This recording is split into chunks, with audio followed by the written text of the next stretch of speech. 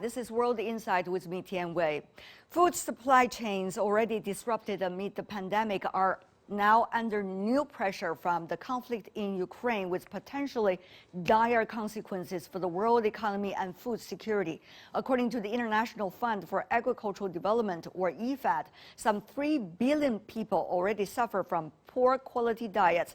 At a time of tight global food supplies, improving production systems is at the heart of IFAD's work. On efforts to deal with all these challenges, I spoke to Gilbert Houngbo, who is the IFAD president. Take a listen. Now I'm joined by Gilbert Houngbo, president of the International Fund for Agricultural Development, IFAD. Last month, he was elected to the next Director General of the International Labor Organization. Mr. President, first of all, congratulations on that new post. Thank you so much, and thank you for having me on your program. It's my great pleasure, sir. But meanwhile, you have to handle a food crisis while you are transforming your role to another important post. But tell me more about, the 2030 agenda by the United Nations about eliminating extreme poverty and hunger. It seems that with the prolonged war, is it still possible? No, already, even before the war, and even before the COVID-19, the SDG 1 and SDG 2, one is end poverty, and SDG 2, zero hunger, were already at risk of not being achieved by 2030. So the challenge was very high, which has led the Secretary General, Antonio Guterres, to call for a food system summit last year on that. So now COVID-19 has made the situation worse. And we are struggling with COVID, and now we have the conflict in Ukraine, which in itself makes it even much more difficult for all of us, for the whole world, because we just have to keep in mind that we have about 50 countries that depend on those two countries for at least 30% of their wheat or their grain import. So it's a serious matter. Are there specific countries that you are looking at the most these days, the one that's really the most being challenged? Yes, obviously we think about neighboring countries. The whole international attention is how to help Ukraine harvest its current production or start maintaining to the maximum possible the normal production. Another element that is of concern for us is that the neighboring countries such as Moldova, where IFAD has a lot of activity there. Then we also have, as I was saying, low-income countries and lower middle-income countries that we are serving and that are hit harder. I'm thinking about Egypt, I'm thinking about Algeria, I'm thinking about Somalia, Sudan, Yemen, that have a huge dependency on import from those two countries. But the global price for the flour, for the bread, which is essentially used everywhere in most of the country, has gone up.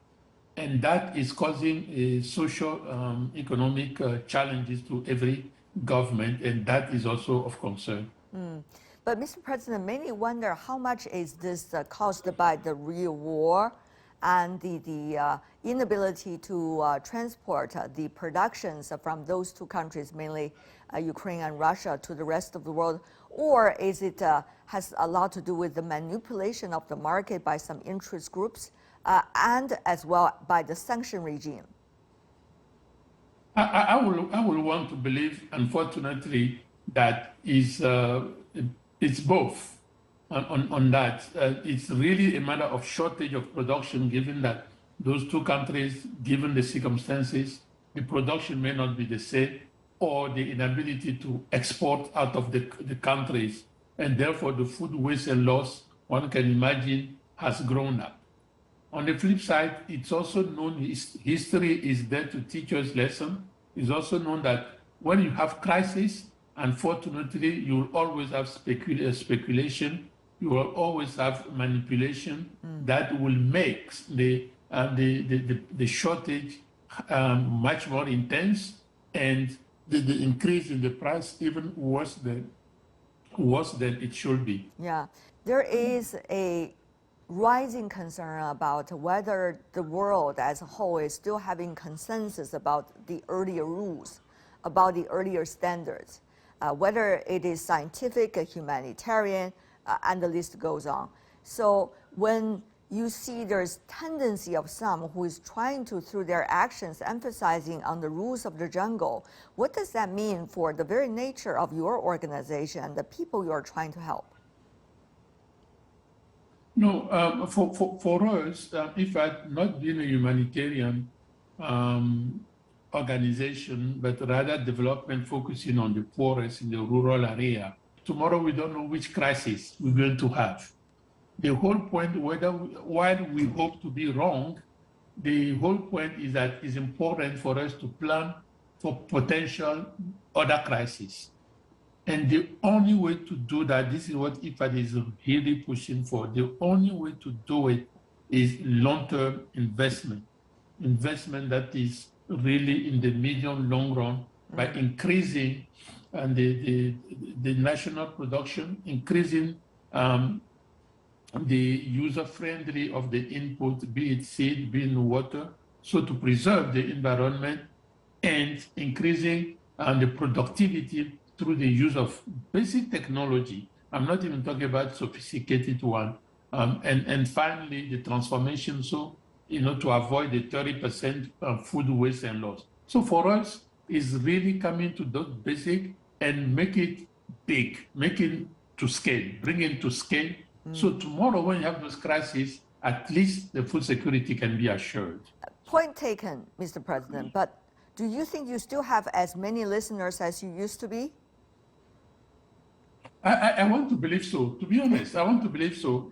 Out of the crisis of Ukraine, I was humbled about a month ago to see how many member states, and particularly donor member states, have been calling us, trying to see what are we proposing, what is the action plan. So there is a good will on that.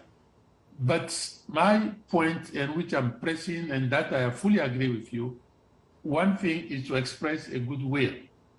Another thing is to transform that goodwill into concrete action. Absolutely. This is where we need to put the action on. Yeah, Mr. President, now, particularly these days, the developing countries and the emerging economies, particularly the developing countries, are facing a lot of dangers of disruption of the supply chains and production chains. And also, you see this trend over the past few decades that whenever something like a huge crisis happens, the poorest and the lowest income groups of the world suffered the most, much more than the top layer. So when you see another crisis like the Russia-Ukraine, have we learned a lesson about how to provide a better help to that lowest level of income groups and also the most suffering? I sincerely thank you for this question, which really is in my heart. This is one of the modern challenge we have. This is why I'm one of the people that advocates for a better social protection, that every single household, particularly the bottom of the income pyramid, need to have a minimum packages of protections. If you look at the impact of COVID, yes, the economy is recovering. Yes, the jobs are coming back. However, the inequality that the COVID has generated remain there on that. And it's again the poorest that take the brunt of it. So it is important for us to put in place at the international, regional, and national level mechanism to ensure there's a minimum social protection addressing those shocks, addressing those crises. Gilbert Houngbo, President of the International Fund for Agricultural Development, or IFAD. Thank you so much, Mr. President. Looking forward to seeing you soon in the near future.